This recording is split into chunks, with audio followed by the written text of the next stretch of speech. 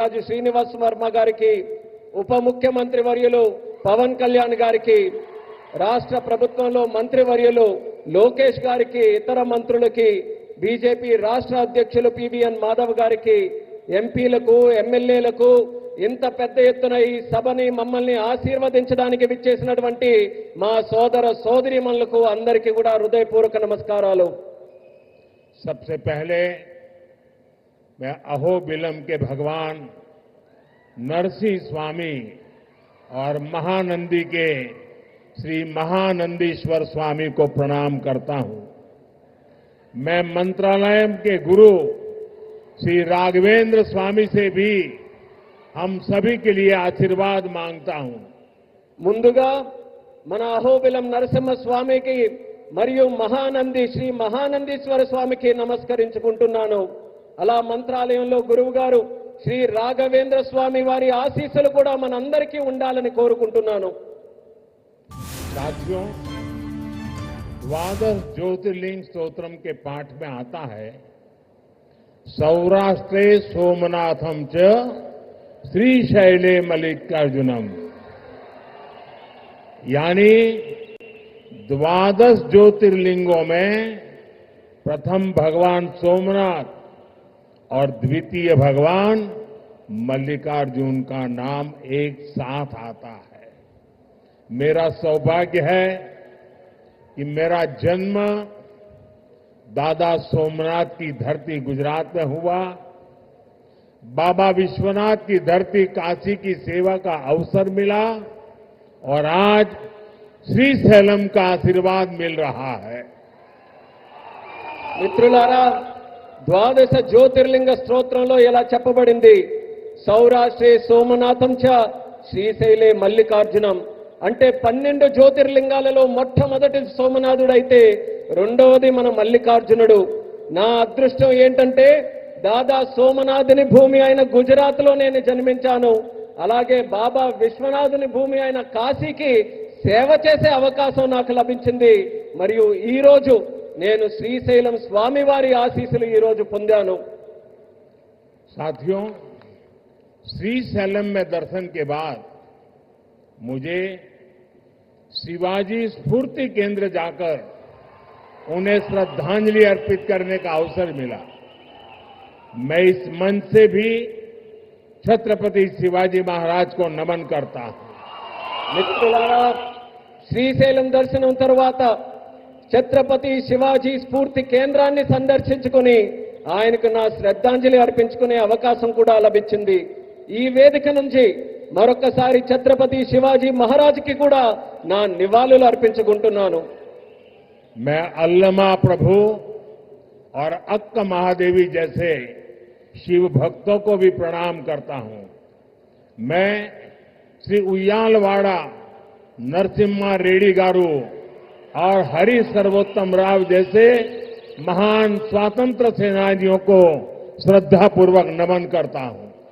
అల్లమ్మ ప్రభు మరియు అక్క మహాదేవి వంటి గొప్ప శివభక్తులకి కూడా నేను నా నమస్కారాలు తెలియజేసుకుంటున్నాను. శ్రీ ఉయ్యాలవాడ నరసింహారెడ్డి గారు మరియు హరి సర్వోత్తమరావు గారు వంటి గొప్ప స్వాతంత్ర సమరయోధులకి కూడా నా శ్రద్ధాంజలి అర్పించుకుంటున్నాను. साथियों, हमारा आंध्र प्रदेश स्वाभिमान और संस्कृति की धरती है और साथ ही साइंस और इनोवेशन का सेंटर भी है। यहां असीमित संभावनाएं भी है और युवाओं का अनंत सामर्थ्य भी है। మిత్రులారా, మన ఆంధ్రప్రదేశ్ ఆత్మ గౌరవానికి మరియు సంస్కృతికి నిలయం. మరి ఇది సైన్స్ కు ఇన్నోవేషన్ కి కూడా ఒక కేంద్రం. ఇక్కడ అనంతమైన అవకాశాలు ఉన్నాయి మరియు ఇక్కడ యువతకి అపారమైనటువంటి శక్తి కూడా కలిగి ఉంది. आंध्र को अगर जरूरत थी तो सही विजन और सही नेतृत्व की जरूरत थी। आज चंद्रबाबू नायडू गारू और पवन कल्याण गारू के रूप में आंध्र के पास वो विजनरी लीडरशिप भी है और केंद्र सरकार का पूरा सहयोग भी है। ఆంధ్రాకి ఏదైనా అవసరం ఉంది అంటే ఒక సరైన విజన్ మరియు సరైన నాయకత్వం తాలూకు అవసరం ఉంది. నేడు చంద్రబాబు నాయుడు గారు మరియు పవన్ కళ్యాణ్ గారి రూపంలో ఆంధ్రాకి ఆ శక్తివంతమైనటువంటి నాయకత్వం ఉంది మరియు కేంద్ర ప్రభుత్వం తాలూకా పూర్తి మద్దతు కూడా లభిస్తుంది. साथियों, पिछले 16 महीनों में आंध्र प्रदेश में विकास की गाड़ी तेज गति से दौड़ रही है. डबल इंजन की सरकार में अभूतपूर्व प्रगति हो रही है. आज दिल्ली और अमरावती मिलकर तेज विकास की दिशा में आगे बढ़ रहे हैं. మిత్రులారా, గత 16 నెలల్లో ఆంధ్రప్రదేశ్లో అభివృద్ధి తాలూకా వాహనం శరవేగంగా కదులుతుంది. డబుల్ ఇంజిన్ ప్రభుత్వంలో రాష్ట్రం అపూర్వమైన ప్రగతి కూడా సాధిస్తుంది. నేడు ఢిల్లీ మరియు అమరావతి ఈ రెండు కలిసి వేగవంతంగా అభివృద్ధి వైపు ముందుకు సాగుతున్నాయి. और जैसा चंद्रबाबू ने कहा, इस तेज गति को देख करके मैं कह सकता हूं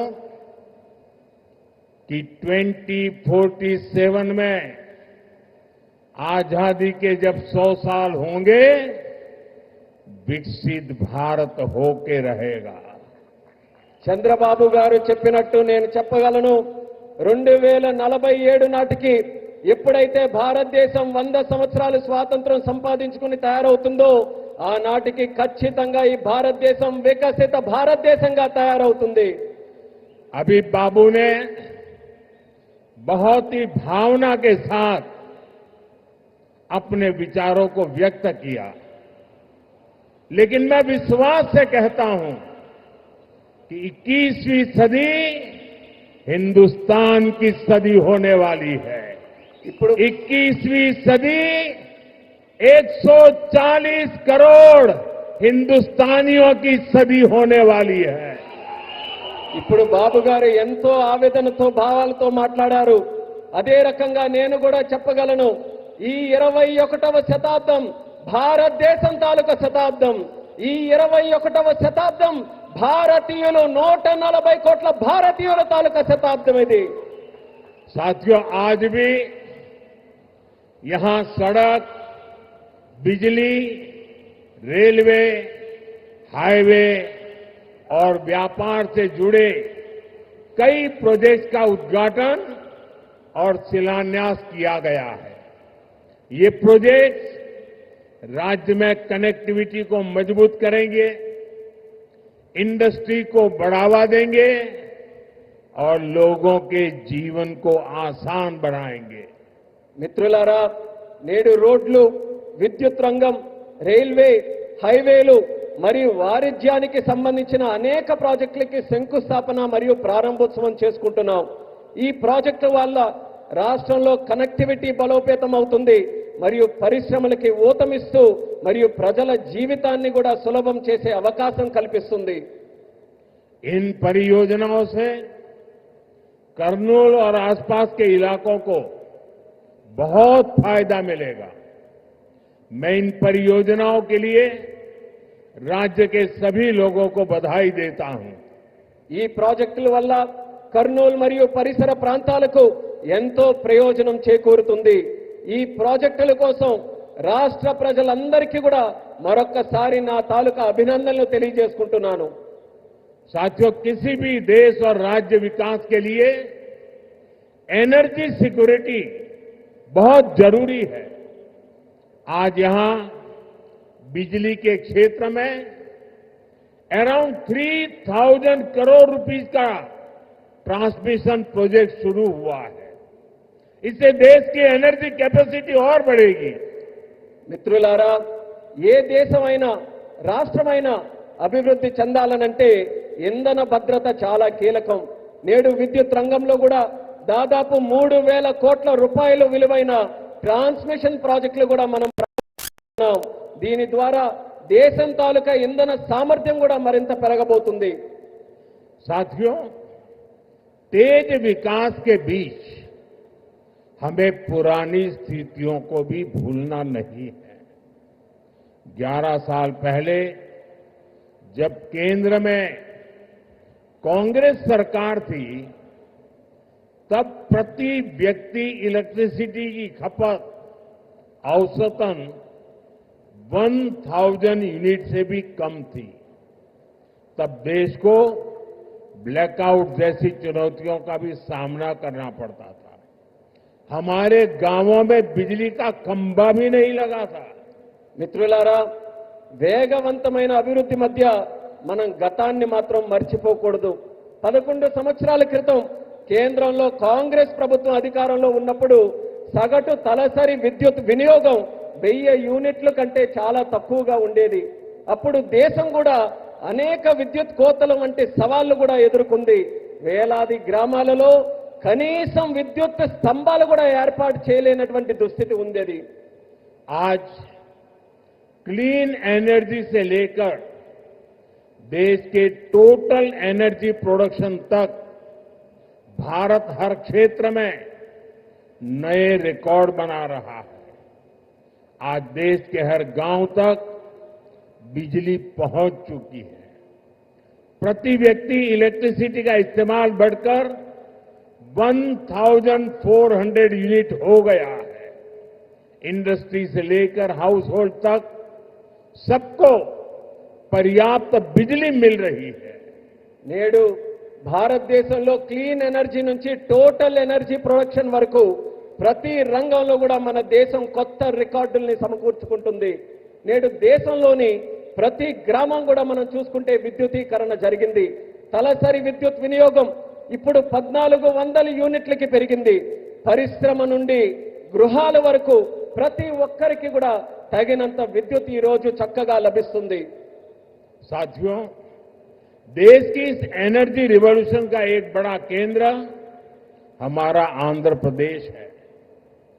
चंद्रबाबू के नेतृत्व में आज यहां श्रीकाकुलम से अनुगुल तक नेचुरल गैस पाइपलाइन प्रोजेक्ट शुरू हुआ है। ये पाइपलाइन लगभग 15 लाख घरों को गैस सप्लाई देगी। మిత్రులారా, దేశంలో ఈ ఇంధన విప్లవానికి మన రాష్ట్రం ఆంధ్రప్రదేశ్ ఒక ప్రధాన కేంద్రంగా ఉంది. మన ముఖ్యమంత్రి వర్యులు చంద్రబాబు నాయుడు గారి నేతృత్వంలో ఈ రోజు శ్రీకాకుళం నుంచి అంగుల్ వరకు సహజ వాయువు పైప్ లైన్ ప్రాజెక్టు ప్రారంభించబడింది. ఈ పైప్ లైన్ సుమారు 15 లక్షల ఇళ్లకు గ్యాస్ సరఫరా కూడా చేయబడుతుంది. आज चित्तूर में एलपीजी बॉटलिंग प्लांट शुरू हुआ है। ये प्लांट रोजाना 20,000 सिलेंडर्स भरने की क्षमता रखता है। इससे लोकल ट्रांसपोर्ट और स्टोरेज सेक्टर में जॉब बढ़ेगी, युवाओं को नए अवसर मिलेंगे। ఈ రోజు చిత్తూరులో కూడా ఎల్పీజీ బాటిలింగ్ ప్లాంట్ ప్రారంభించబడింది. ఈ ప్లాంట్ రోజుకు 20,000 సిలిండర్లు నింపే సామర్థ్యం కలిగి ఉంది. ఇది స్థానిక రవాణా మరియు స్టోరేజ్ రంగంలో ఉద్యోగాలను పెంచుతుంది మరియు యువతకి మరిన్ని కొత్త అవకాశాలు కూడా కల్పించే బాధ్యత తీసుకుంటుంది. साथियों, विकसित भारत के लक्ष्य तक तेजी से पहुंचने के लिए आज देश में मल्टी मॉडल इंफ्रास्ट्रक्चर का विकास हो रहा है। विलेज से सिटी और सिटी से पोर्ट तक कनेक्टिविटी पर हमारा बहुत जोर है। सब्बवरम शिलानगर से के बीच नया हाईवे तैयार होने से कनेक्टिविटी और बढ़ेगी। మిత్రులారా, వికసిత్ భారత్ అనే లక్ష్యాన్ని వేగంగా సాధించడానికి నేడు దేశంలో మల్టీ మోడల్ ఇన్ఫ్రాస్ట్రక్చర్ ప్రాజెక్ట్స్ శరవేగంగా అభివృద్ధి చేయబడుతున్నాయి. గ్రామాల నుండి నగరాల వరకు, నగరాల నుండి పోర్టుల వరకు కనెక్టివిటీపై మేము బలమైన ప్రాధాన్యత ఈ రోజు ఇస్తున్నాం. విశాఖపట్నంలో సబ్బవరం నుంచి శీలానగర్ మధ్యలో కొత్త హైవే ఏదైతే పూర్తి చేయడం వలన కనెక్టివిటీ మరింత మెరుగుపడుతుంది. रेलवे के क्षेत्र में भी नए युग की शुरुआत हुई है। नई रेल लाइनों की शुरुआत होने से, रेल फ्लाईओवर बनने से यात्रियों को सुविधा मिलेगी और इस क्षेत्र के उद्योगों को नई गति मिलेगी। అలానే రైల్వే రంగంలో కూడా ఒక కొత్త యుగం ప్రారంభమైంది. కొత్త రైల్వే లైన్లు అలాగే రైల్వే ఫ్లైఓవర్లు ప్రారంభం వల్ల ప్రయాణికులకి మెరుగైన సౌకర్యం అందుతుంది మరియు ఈ ప్రాంతంలో పరిశ్రమలకు కూడా ఒక కొత్త ఊతం వస్తుంది. साथियों, आज 2047 के विकसित भारत का संकल्प हम सबके सामने है और इस संकल्प को स्वर्ण आंध्रा के लक्ष्य से नई ऊर्जा मिल रही है. हम सब जानते हैं जब टेक्नोलॉजी की बात होती है तो हमारा आंध्र और यहां के युवा बहुत आगे रहते हैं.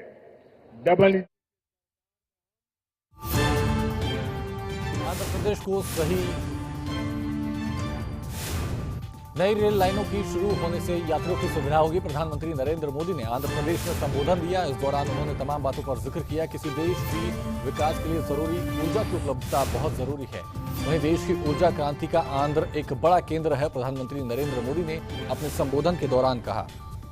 सीएम चंद्रबाबू नायडू के नेतृत्व में प्रदेश तेजी से आगे बढ़ रहा है.